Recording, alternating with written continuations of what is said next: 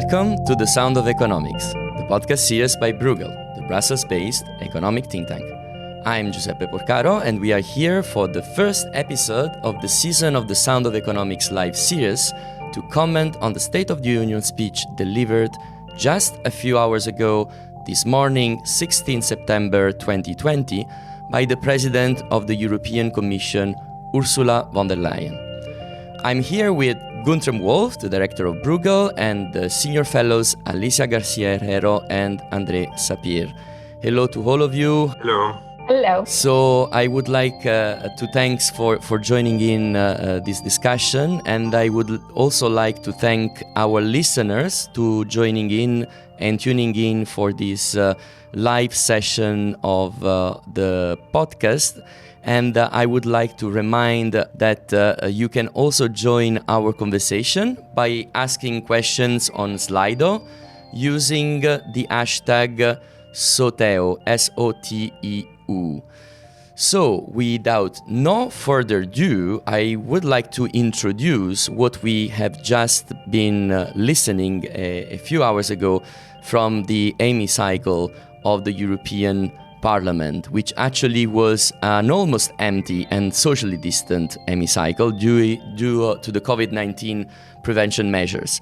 And this was one of the longest State of the Union speeches ever, probably the longest, and it lasted for around an hour and a half. So I will try to give a few pointers and few highlights of different sections in order to frame what we've been listening. So first of all, we heard the president reminding the state we are in and the pandemic, and she used that to make a plea for a stronger health union, revising the health competencies, suggesting to revise the health competencies at the Conference for the Future of the EU, and also announcing a global health summit hosted by the EU in Italy next year during their G20 presidentship. Plus, she made quite a lot of points on the initiatives of the European Union on the vaccine. Then she went on workers, and she made an announcement about a proposal for a European framework for minimum wages. And then she announced new emission targets. She said that the EU should be reducing emissions of 55% by 2030, and she also spent some time discussing green bonds. The latter, they say that the Commission, she said that the Commission will raise at least 30% of its 750 billion borrowing for the recovery fund in the form of green bonds. We are probably going to discuss this in a minute later. She went on for a section on a stronger monetary union, mentioning the historical agreement on the next generation EU and the principle of balancing support to the fiscal sustainability given the fragility of the economy. She recalled the 12% drop of GDP in the second quarter and the ongoing uncertainty of the pandemic and the economic outcast. But leader further details she detailed on own resources and the recovery fund beside the green bonds mentioned earlier.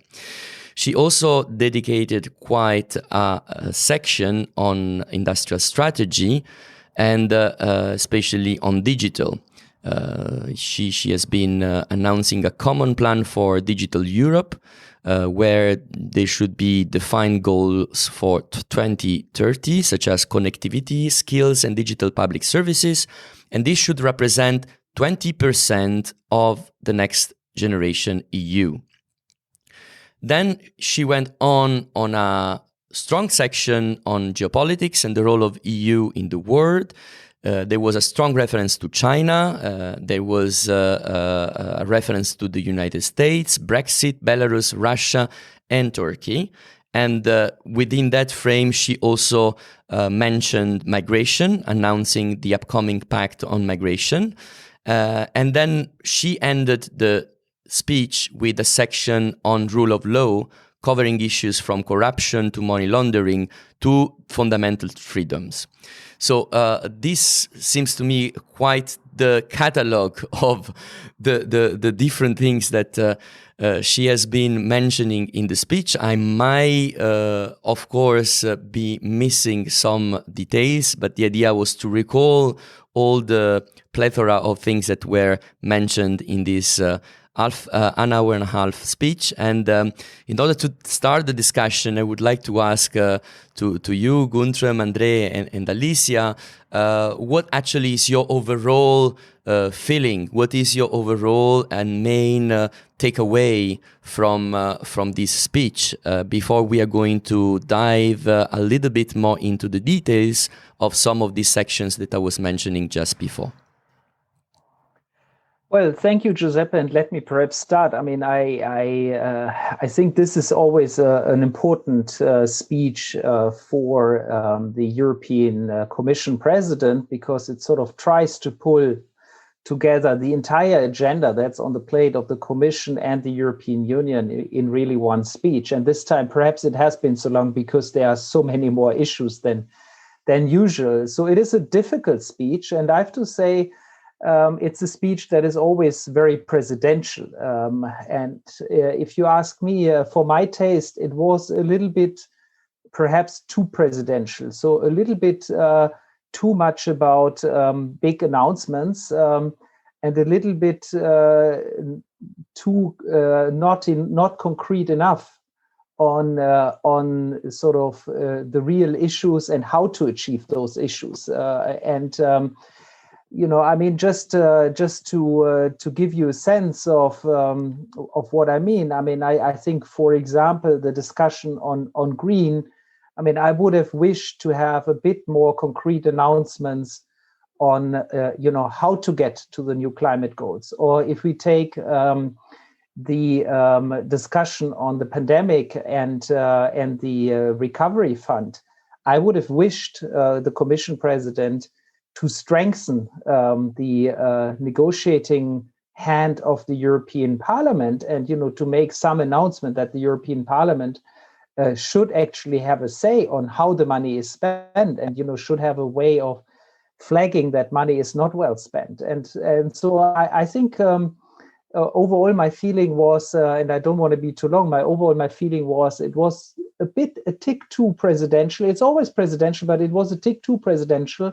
And I feel many citizens might feel that it's actually very difficult to relate to this speech, which is never easy, but I felt this time it was perhaps a bit too presidential.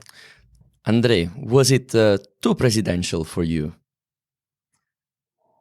So yes, it was presidential, but no, it was not too presidential. I think it was presidential at the right level, and, you know, the way we judge what is right or too little or too much is according to our expectation. My expectation was something of that level. It is a speech of the president, after all, inspired by, you know, the speeches by similar speeches by U.S. presidents, was sort of at the same time examining what has happened during the last year and where we are moving to. Sort of, it's giving the broad direction of where we have traveled from and where we are planning to travel from. And then it's normal to me that it doesn't give the details. It's just sort of, you know, gives the road without giving all of the elements. Sure, there are bumps on the road, and, you know, there are all kinds of elements on the road, and you may drive in different cars on this road. But I think here the idea is to give a sense of what are priorities. And, you know, the way I personally do this is by looking at the text and looking at words and how many times are words repeated. And I think, Giuseppe, you picked up on, you know, on exactly those words that you heard a lot. Yes, next generation EU, which was, after all, a big achievement of the European Union, that is cited many, many times. Sort of this notion of pulling through together, I think an important message for Europe of solidarity and moving together. yes, when you look forward, the two key issues are indeed digital, quoted 18 times, and green, cited sort of equally green and climate. So those are the two flagship policies. And then indeed an important discussion about Europe and the neighborhood, and Europe and the wider world. And I think everything was there. Not too much, not too little. I think it's addressing headlines in newspapers all over the world. What is Europe achieving, and what is Europe trying to achieve in the coming months? So to me, it was the right tone, and it said all the right things. Then obviously we will have to judge in a year, how much of this road has been traveled. But I think the road that she's designing is the right. Alicia, you have a special observatory being in Asia, and actually we can see from the screen that it's evening already and dark already over there. What was your impression from that side of the world? Thank you, Giuseppe. Frankly speaking, it's the very first time I listened to the whole speech, and it happens to be the longest. And it is very different when you actually go by word for a speech of this nature. And I want to refer to what Guntram said about the presidential. I agree with Andre, it has to be presidential, but at the same time, how close to the citizens it was. And I actually think that President van der Leyen tried very hard to be close to the citizens with a number of touchy concepts. I can give you a few, like we have valued wealth rather than well-being. We need to move from fragility to vitality. We need to turn fear into cooperation.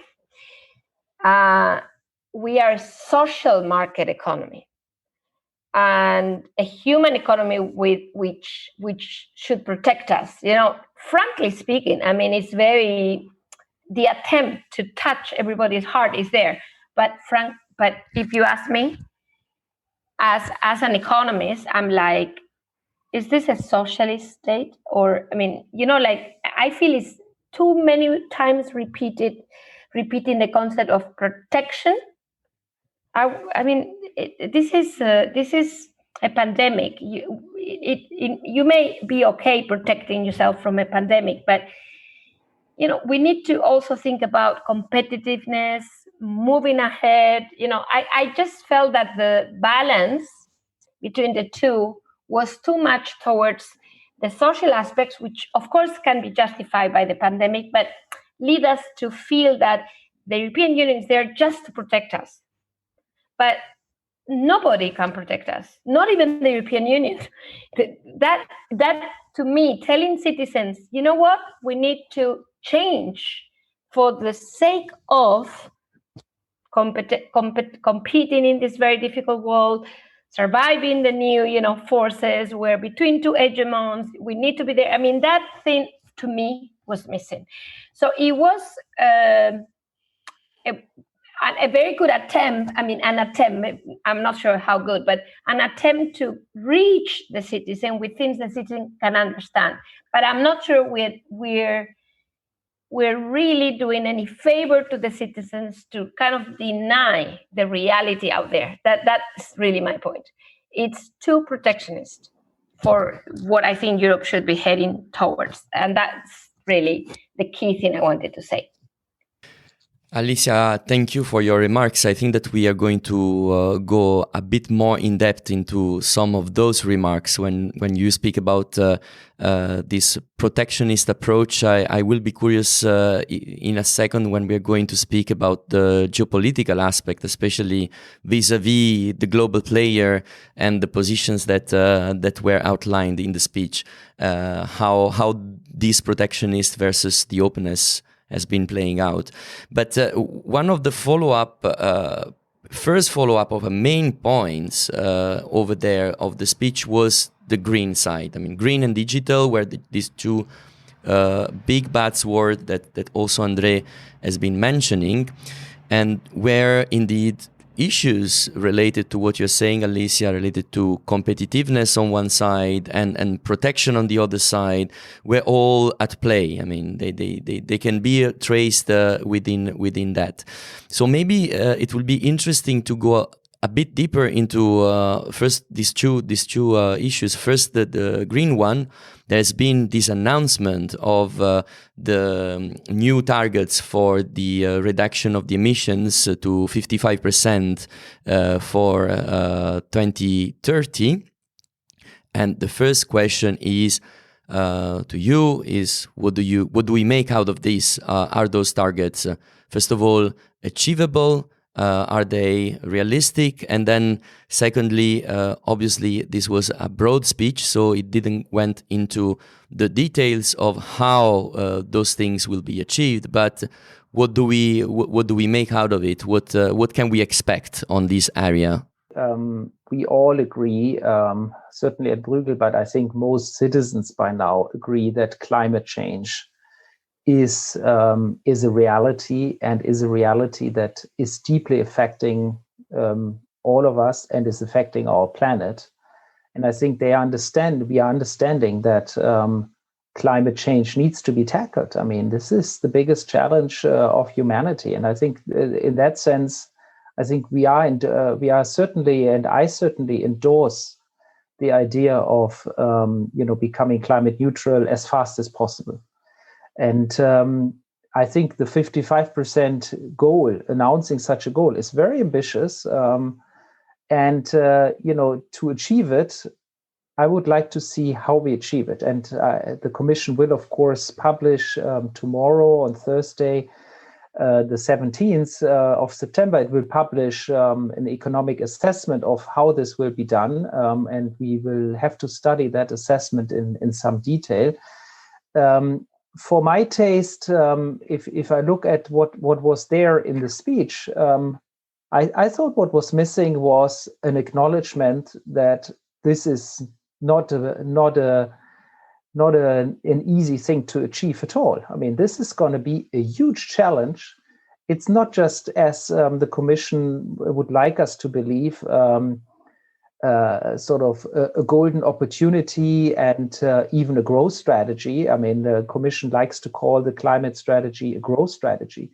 No, I mean, in the beginning, it means, if we are serious about it, it means, stopping polluting industries, stopping polluting cars. It means, as an economist, I would say, it means deadweight loss, or it means basically stranded assets, right? So this is a cost to our society, for sure, in the short term. And I think what most citizens worry about is, well, now we are here, 12%, GDP is 12% down. I'm about to lose my job, or I risk losing my job. And by the way, I might have to commute 500 kilometers to get to my new job, or 200 kilometers.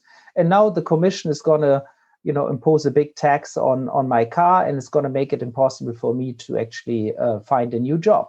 I mean, that's what citizens worry about. And, I think she would have done herself, I think, a favor, acknowledging that fighting climate change, yes, it is a priority. Yes, it's the right priority to pursue.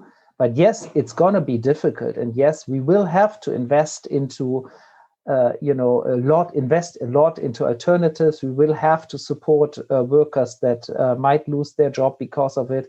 We will have to find ways of really making this socially feasible. And I think she should have said that more clearly. Alicia, what do you think? Well, I think first of all, I fully agree with Guntram that putting those targets out there with, in the light of the pandemic sounds like nothing changed because of the pandemic kind of question. If you're a citizen, it's like, wait a minute, what are our priorities? What comes first? What comes next? And I think that is indeed missing. I also think that the new target, or at least new to me, the 30% financing green bond financing for the 75 750 billion recovery fund, seems to put the balance in something that, in my mind, is easier. How to finance that thing? We use green bonds. Why not? It's a new market. European banks will love it. Rather than how much shall we spend out of the 750 billion in climate change oriented strategies. So if I were reading that part, as somebody interested in those industries, I would have wanted to know what was ultimately the arrangement, because we all know that there was a lot of infighting. By the way, from the speech, it sounded we all agreed with this recovery fund, but we all know that it was hard. Maybe she could have acknowledged that, in the last and thus approved deal, there was a little bit of a compromise on this very important issue. But nothing was said, maybe to avoid that sad news that, we kind of cut a little bit on what was very important, according to her speech. So that it was a little bit unbalanced, in my opinion. If this is so important, why didn't we have more funds for it? And whether you finance it with green bonds will make a difference to the environment, let me tell you, because we all know that, it's a very, very broad definition of what is actually considered a green bond. So it's not very convincing to me. That's what I mean to say, yeah. Andre. So I would say that, sure, what she said is sort of general nature, not in details, but as Guntram said, that the details, they will come in the documents that will be published in the coming days. So I think that is fine. 5%. I think that was interesting. After all, she had already, in her speech to the European Parliament, when she was appointed as president and she was confirmed by Parliament as for the presidency of the European Commission, she had already indicated then that she was thinking about getting into this objective, this stricter objective of 55%. And so I thought that this was very good, because she does say in a speech that, in a sense, she has been discussing this with a number of economic actors, and that she has the support for this more ambitious target. So I think she did the right thing. She flagged it a year ago. Then she spent some of her time to sort of try to get a feel of how the economic actors would react to this. And then, she decided, no, let's go and, let's make proposals that indeed would make this more binding. Now, obviously, it is ambitious, and it will have all kinds of consequences, some of which Guntram alluded to. But again, I think, we should not give the message to citizens that simply achieving climate neutrality by 2050 is going to happen in 2049. In order to meet the zero net emission in 2050, this is going to be a very demanding road. And if we want to reach that objective in 2050, we better set ourselves a number of milestones. And I think to set a milestone for 2030 is what needs to be done. Otherwise, we will never reach the point. We will always delay, reaching, as I said, it's in 2049 that suddenly we are going to do all of the job. And we know that doesn't make any sense. So I think she's bringing a sense of realism of what this means. Now, how this will be translated. And again, this will be done differently in different countries. I mean, the Commission is not going to set precise targets for each individual country. That is countries that will need to say, hey, this is the way we are going to meet the target that we have in common. And different countries will do it differently. Those that use coal, well, they won't have to do the same thing as those that use the nuclear power. So there will be a variety of approaches, and those variety of approaches, they will come from the member states. I think her job and the job of the Commission is again to set the road and to set the objective. So to put the objective at 55% reduction by 2030 and confirming that leaves 10 years. I think it's sufficient time, but it will be certainly a hard road to travel. But we will need to do it at some stage. So we may as well be ambitious right now. So I think the tone that she used and the target that she set is the right one in my mind. I wanted to go back to what both Alicia and Guntram have said at the beginning of the discussion around the green, the green and the emissions and the change of the economy, because to me there is and there was not only in the speech but in general there is this attachment between or like link between the narrative that is being sold by saying this is a big opportunity for growth when it comes to the, let's say, the green revolution or however we want to call it, together with the digital side. The two things somehow are never disconnected from the narrative that the Commission is trying to portray in terms of what is going to be the new industrial strategy or the new industrial future of Europe. So I think that we cannot complete our overview of what she was saying in the speech when it comes to the green side without looking at what she said on the digital part. And there, I'm really curious to understand what you thought out of it, because she said she dedicated quite a lot of time to speak about digital and even about broadband access and so on. But then, how do we make her part of the speech on digital, comparing to the part of the green, and how do we relate these two things with each other when it comes to the strategy? On the ability of Europe to be a player in developing new technologies, this is where I think is the biggest challenge for us, because Europe is really lagging behind, and for a very, very long time, especially vis-a-vis the United States and China. I think that is where Europe needs to set itself sort of very clear, very ambitious targets. She did come out with a number, which is that Europe will commit an investment of 8 billion euros for the next generation of supercomputers. Okay, that's something clear. Whether that is sufficient, that is a different matter. So I think we will need indeed, and she's not the first president.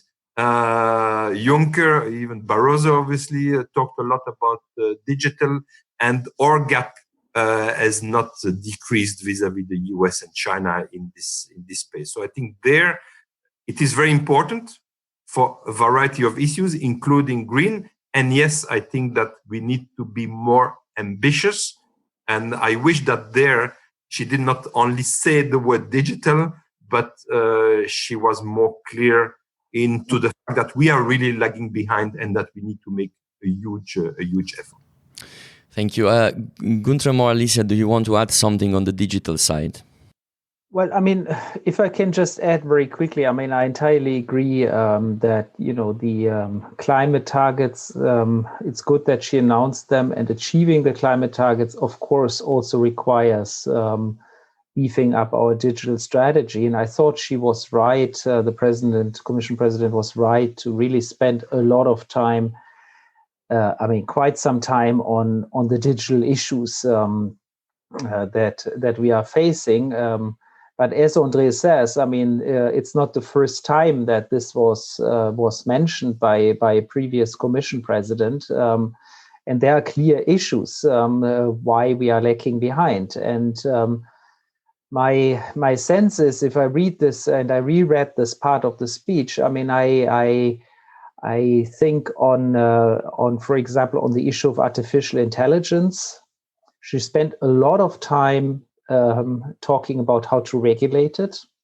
She spent almost no time talking about how we can adopt it quickly, and why we are not a leader in this. I mean, we are neither a leader in development on the machine learning algorithms. I mean, we have some top scientists there, but in sort of applying those and then turning it into commercial opportunities, we are just not a leader. I mean, it's as simple as that. And she didn't spend any time on that. And then, of course, the rollout of broadband and all of that. I mean, sure. I mean, we all agree with that. But it's been a pity that so far we haven't been able to do it in the rural regions, right? And it now haunts us, including in this pandemic, that we haven't done the rollout of broadband to the extent we should have done.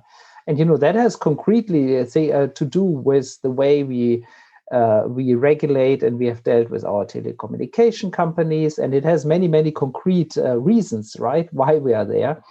And so just sort of saying, well, we will now do it, I think is not enough to a skeptical observer, at least. So overall, yes, I think on the digital, it is right that we have to accelerate, and I think the Commission President. It's important that she reinforces that message. I mean, we cannot afford, just business as usual on the digital side. We need to have a step up our efforts massively, both on sort of cutting edge technology, but I would also say really on applying existing technologies such as machine learning algorithms and turning them into commercial opportunities. And really, that's not just about regulation. On the contrary, it's also about investment. It's about skills. It's about opportunities for business to do so. And that's where I think we need to put the emphasis. So, yes, Alicia. I like to, very quickly. Yeah, I know that we need to move to the next topic, but yes. I just want to say two things on this. First of all, again, from another planet, as you said, Asia, dark by now. What if I read you this sentence? We need a common plan for digital Europe with clearly defined goals for 2030, such as for connectivity, skills, and digital public services. Sorry, what have we been doing until now? I mean, whoever reads this sentence will wonder why we don't have a strategy. And we actually do. But the point is, it sounds very defeating when you read it. And I'll go on personal data. Business to consumer, Europe has been too slow and is now dependent on others. Gosh, can we change this? Because it ends there. The next sentence is, this shouldn't happen with industrial data, where we should find the way for Europe to lead since we have the industry. Well, first of all, the fact that we have the industry does not ensure will be leading digital services, or digital in general, for the industry. And second, there's nothing in the whole thing which kind of leads the way as to how we're going to do this.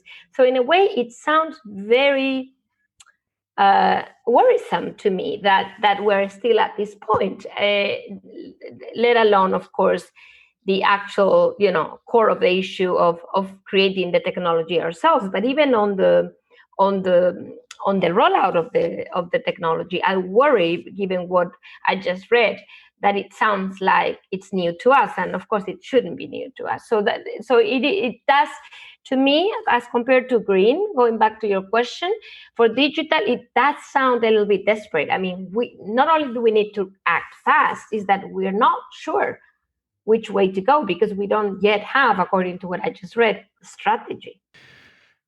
And on this note, I would like to point out the link exactly on what you're saying, Alicia, about the global scene, which is highlighted by exactly this reflection that you just made, with the broader geopolitical theme that it was touched in the speech, because it's all interconnected, of course. I mean, like these three themes, the green stuff, the digital. The digital part and how Europe is presented and is related to the rest of the world. It's all connected, of course. And I'm especially looking at you because there was a strong statement about China in the speech, just following the recent EU-China Leader Summit of earlier this week. It almost sounded like a continuation of the press conference that was delivered after the meeting a few days ago to me, in order to reiterate a certain position, like respond to the debate that was going on after this meeting, also in the press and in the political circles. So what do we make out of that part? I would like to start with you, Alicia, and the view on what she said about China, and then go a little bit broader, because of course she touched upon relations with the rest of the world and the US and Brexit and so on. Well, thanks. I read the China part with great interest, because the summit had just ended, and I just wanted to see how she was reflecting on the result of the summit, which was, as you all know, rather meager, to say the least, in terms of any decision whatsoever. And I think what I would highlight, first of all, is she did repeat the idea of a partner, but a competitor and a rival, and two words rather than one, for the more negative aspect of it. And then actually, rather than highlighting first the lack of market access and everything that relates to the ongoing negotiation with the comprehensive agreement on investment, she started by the fact that China has not lived up to the commitments on the Paris Agreement. So green first, basically, which to me, and not a word on the ongoing negotiations, which to me sounds like this is not going to happen by the end of the year, which was what President Xi insisted upon during that summit. So green as an inevitable force for cooperation with China. I mean, if we don't cooperate on green, we won't cooperate on anything else, because it's so necessary for everybody on this planet. So that's one. And then on this very thorny issues of Hong Kong and the Uyghurs, which both are mentioned in the speech, I think the very important sentence to me is that she basically argues that our hands are tied because of our unanimity decision-making process. So she basically says that we absolutely need to move to qualified majority voting. And I think that's quite important, because she's the reason why she says that is really China and the shared values that we all have, that can't be translated into action or statements even, because of the lack of agreement of all of the parts, i.e. all of the European member states. So I think that's quite something. If you ask me, this was probably the part I like the most, because it does show despair about how far we can go with our current institutional framework. I see both Andre and Guntram nodding at you, Alicia, which is a promising sign of some comments to follow. Who wants to follow up on Alicia? Well, I mean, so perhaps I say one or two words. I mean, I think Alicia really, I very much agree with what Alicia said, which is not good for a podcast. But I think really the finger is exactly at the right points. I was also struck by the clear statement on qualified majority voting, and of course the big thing here is the European so-called European Magnitsky Act. Now the Magnitsky Act is a U.S. act where the United States has the power to sanction individuals or group of individuals because of human rights abuses.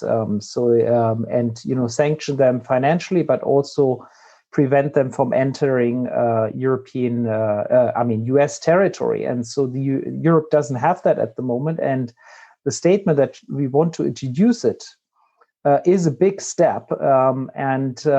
I sort of started asking around some lawyers, and some tell me that it might even be feasible to get something like this based on qualified majority voting. So in other words, once it's through, a qualified majority vote could actually be there to single out individuals and or groups of individuals and actually impose and sanction them for their human right abuses. And so that's a major new instrument, if it was to go through, a major new policy, foreign policy instrument for the European Union. And it shows that, the European Union wants to be a geopolitical actor. And so in that sense, I think there it's really quite a strong push forward. But again, I think, as Alicia said, on the economic front, which is more sort of our expertise, I think basically what the speech says is we won't get a trade and investment agreement with China anytime soon. And I think she also mentioned, and I thought that was also important, the ongoing process in Europe to strengthen our economic instruments to protect our markets and ensure a level playing field. There's a big white paper by the Competition Policy Authority in Europe, and I think that instrument is an important instrument in our negotiations also vis-a-vis China. But overall, I think quite a consistent message, and certainly much more on the competition rivalry side than on the cooperation side vis-a-vis China, I would say. I would like to ask Andre, moving from China, unless he really feels the urge to add something on the debate on China, of course, Andre. But I would like to follow up also on the other side of the word, and her reference to the US and the this kind of declaration of Atlanticism, which came out of pretty straightforward and explicit, not so much as a surprise, but I think that what was the strong signal there was saying no matter who is going to sit in the White House, there is new beginnings with old friends that needs to be rebuilt. That were her own words. What do we make out of this also in this broader context that we are discussing here? Okay, let me make 2 points, one more general and one specific on what you just said. The general is that I thought that this part, in a sense, naturally, this part, the geopolitical part, Europe and the world, was the more presidential one, the one that fitted the best with sort of the presidential style. In a sense, when you start getting into the nitty-gritty of the green strategy or the digital, then like my two colleagues, you feel a little bit, wanting for more detail. It's too much or too little. And as I said, to me, it was all right, but, you can't sort of make a grand presidential speech talking about digital, and the fact that we are lagging behind in digital and, what levers can we pull here to do a better job. No, that's very different when it comes to the big Europe and the world. And, that part is called A Vital Europe in a Fragile World.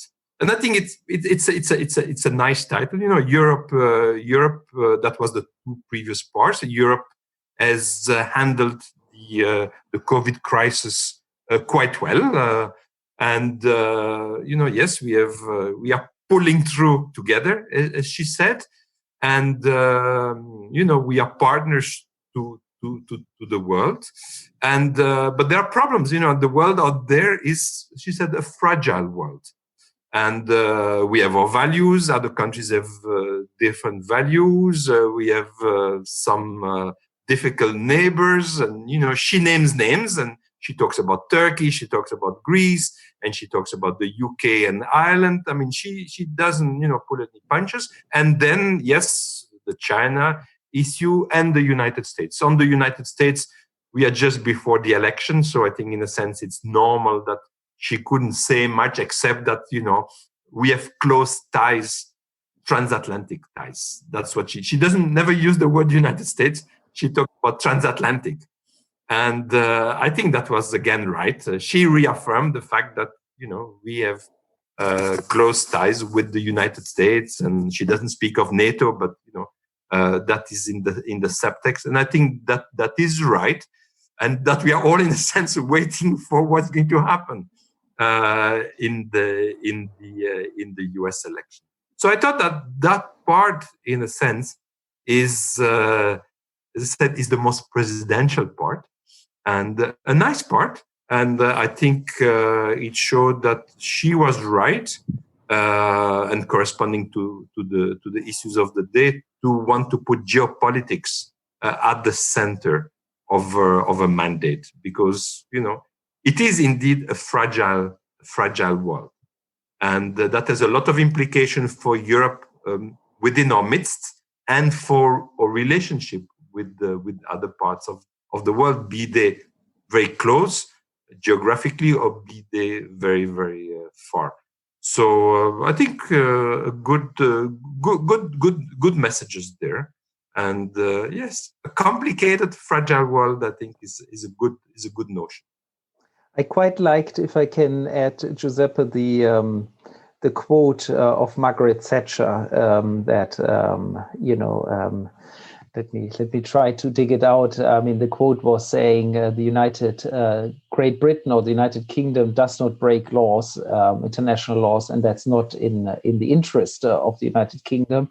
I think that was, of course, a very strong, I mean, the precise quote, perhaps you can read it afterwards, but I think it was, of course, a very strong message that the withdrawal agreement that was signed is applicable international law, and unilaterally going back on that one actually makes it impossible for the EU to negotiate much further with the UK. And I think this is it is a real issue, and it's a worrying issue. And I think she nicely also mentions the fact that on the other side of the channel, they are friends, right? They are all friends. They're not our enemies, they are our friends. And so we want to have a relation with them.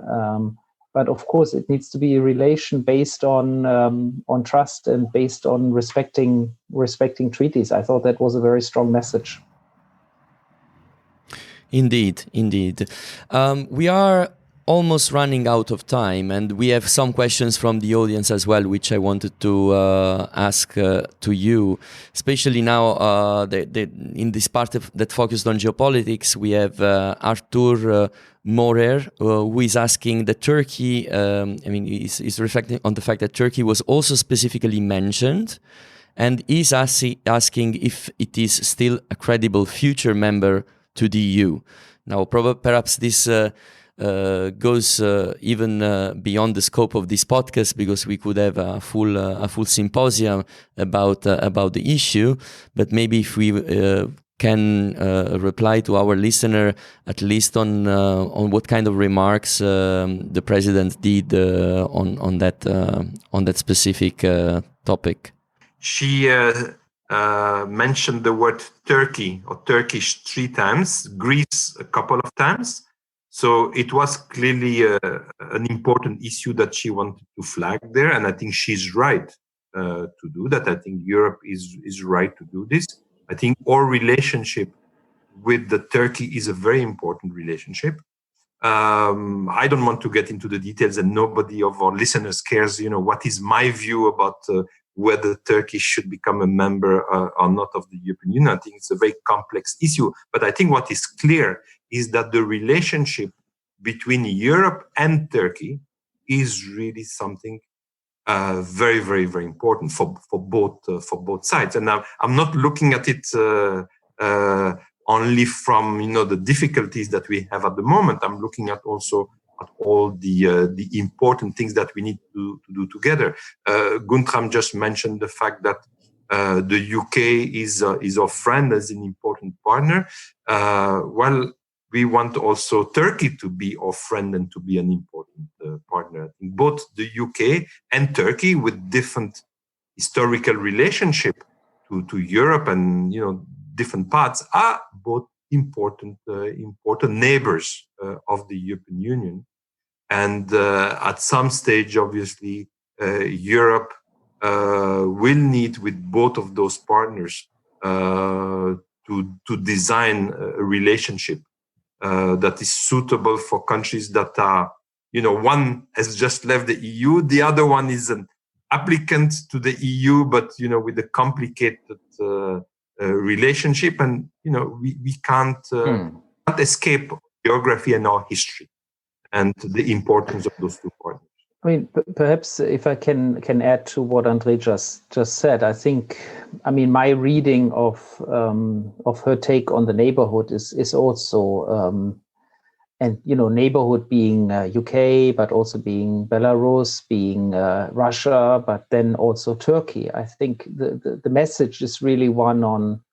First of all, we insist on our sovereignty and our integrity, and we are fully behind all of our members of the EU. So strong message of support to Greece and Cyprus, but also, of course, in the Irish case, a strong support on Ireland. I think that's clearly the EU policy.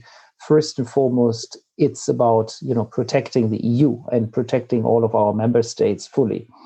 But then the message is, yes, we want a relation, but we want a relation based on good faith and respect of rules and respect of international treaties. That's basically the message. And on Turkey, the message is, please, let's de-escalate, right? And she welcomes the recent steps of pulling back the exploration ship that Turkey did back to the harbor of, I think, Antalya. So I think that's certainly a positive step. But there can be no question about it that the EU stands fully behind all member states in protecting their rights and their sovereignty and our shared sovereignty, really. I wanted to take a couple of more questions before we close, but very, very quickly. One is, perhaps we don't have the answers ourselves, but it's interesting to put it forward because it's one of the issues we haven't really discussed during our discussion so far. It's from Alan Franco from the radio and television from Switzerland. He's mentioning the fact that the president said something about a new strategy for Schengen, and Alan is saying that after a few phone calls, he is understanding that it is still in a very early stage, and he's asking if we know something more about it. Do we know anything more about it? Because this was like one of these new things that were just thrown over there and say, we're going to have a new strategy for Schengen. But I personally have no more information than what she mentioned in the speech. And I guess I see from your faces that you don't know either, but I felt it was interesting to put the question on the table because it was something new. And perhaps, on that very, very quickly, I think I can understand the difficulties really in even figuring what she really meant, because right before that grand strategy on Schengen, she acknowledged that we must restore the four freedoms in full and as fast as possible. So basically, anybody who reads that would be thinking that Schengen is going to go back to what it was, in that sense.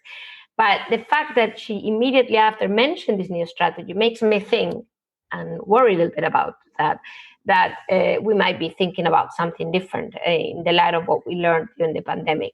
So is it good news, or is it just a recognition that we might not be able to go back to the full freedom we had before? That's for me a little bit worrisome out of that new strategy for the future of Schengen. I thought that the future was secured by the fact that we want to restore that freedom. That, you see, so a little bit concerning to me.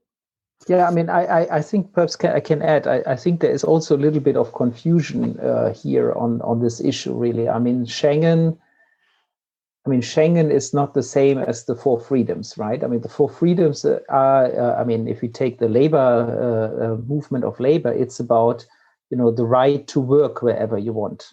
That's not the same as Schengen. Schengen is the right to cross the border without being controlled at the border. And the Schengen rules have a suspension clause that can be activated when national health is at risk, and these clauses were activated during the pandemic by a number of countries, and one can debate whether that was sensible or not. But I mean, certainly there was a legal base for doing so. And the other big Schengen issue, I think, is of course related to migration. I mean, so you have immigrants coming into the Schengen area. And then, as soon as they are inside, they, in theory, they can, without border control, go to all other Schengen places, and that is raising a lot of controversy.